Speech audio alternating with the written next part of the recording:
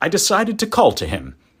Miss Baker had mentioned him at dinner, and that would do for an introduction.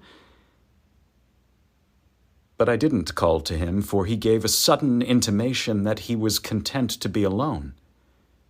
He stretched out his arms toward the dark water in a curious way, and far as I was from him, I could have sworn he was trembling. Involuntarily, I glanced seaward and distinguished nothing except a single green light, minute and far away, that might have been the end of a dock. When I looked once more for Gatsby, he had vanished, and I was alone again in the unquiet darkness. Eliza, I know you're tired. I know your head aches. I know your nerves are as raw as meat in a butcher's window.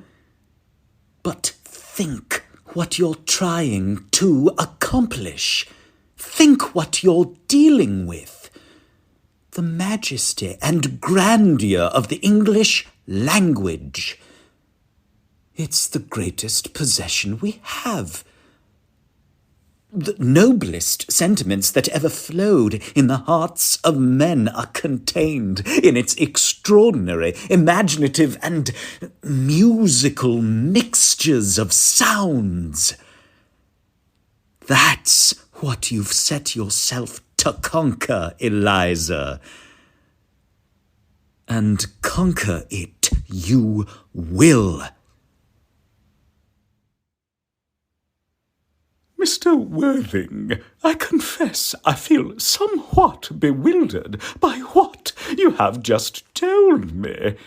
To be born, or at any rate bred, in a handbag, whether it had handles or not, seems to me to display a contempt for the ordinary decencies of family life that reminds one of the worst excesses of the French Revolution.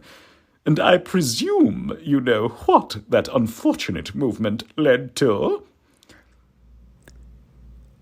He looked up into the eyes of Lancelot. Take it.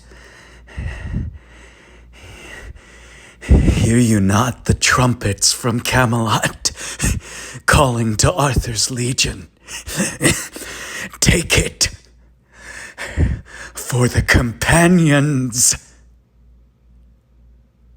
No, I told him quietly. That day is past.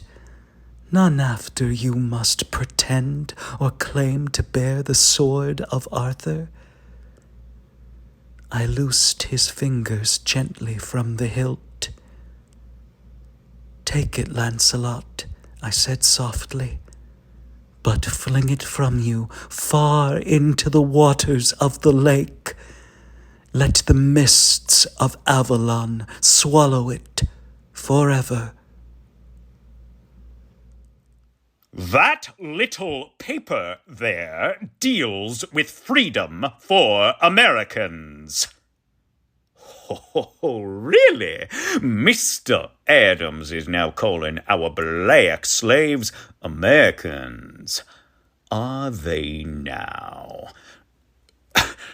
They are! They're people, and they're here. If there is any other requirement, I've never heard of it.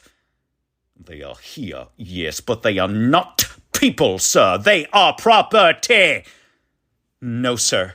They are people who are being treated as property. I tell you, the rights of human nature are deeply wounded by this infamous practice. Then see to your own wounds, Mr. Jefferson, for you are a practitioner. Are you not? They cursed us. Murderer, they called us. They cursed us and drove us away. And we wept, precious, we wept to be so alone.